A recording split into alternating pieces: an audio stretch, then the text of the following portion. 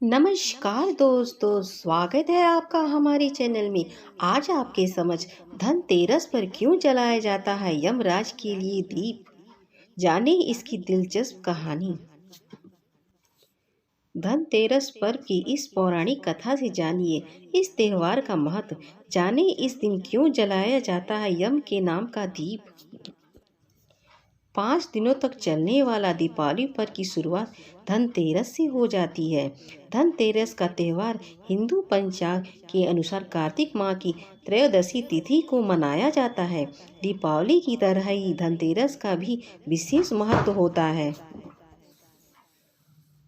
इस दिन को लोग विशेष रूप से खरीदारी से जोड़कर देखते हैं। कहते हैं इस दिन खरीदारी की कई वस्तुएं खूब लाभ देती है। शास्त्रों के अनुसार इस दिन समुद्र मंथन से भगवान धनवंतरी अमृत कलश के साथ प्रकट हुए थे। इसलिए इस दिन देवताओं के वैद्य और चिकित्सक के देवता माने जाने वाले धनवंतरी जी की उपासना जरूर करनी चाहिए। जानिए कैसे हुआ भगवान धनवंतरी जी का जन्म और क्यों मनाई जाती है धनतेरस।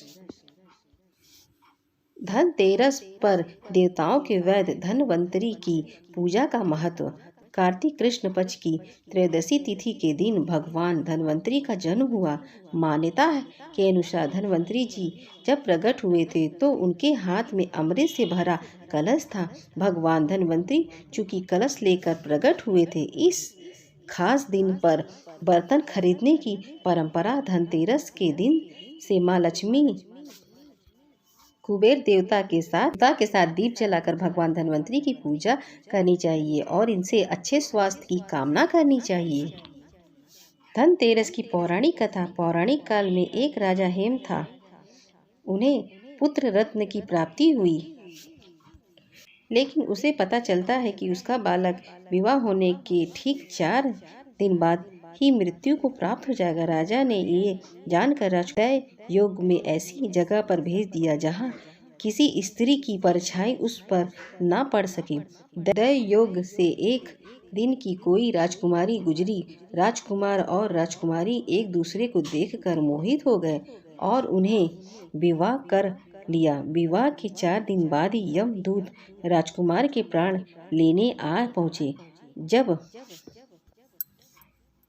यमदूत राजकुमार के प्राण लेने जा रहे थे तो उस नव विवाहित पत्नी का विलाप सुनकर दूतों का मन पसीज गया और उन्होंने यमराज से जाकर पूछा कि क्या अकाल मृत्यु से बचने का कोई उपाय है।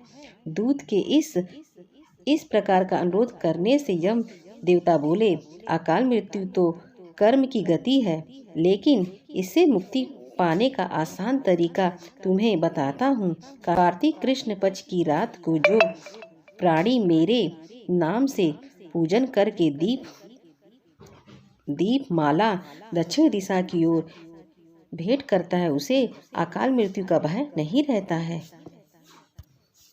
इसी वजह से लोग इस दिन अपने घर के बाहर दक्षिण दिशा की ओर दीप जलाकर रखते हैं। इसके अलावा शाम काल के समय एक दीप तेल से भरकर मकान के द्वार पर अन्न की ढेरी पर रखें।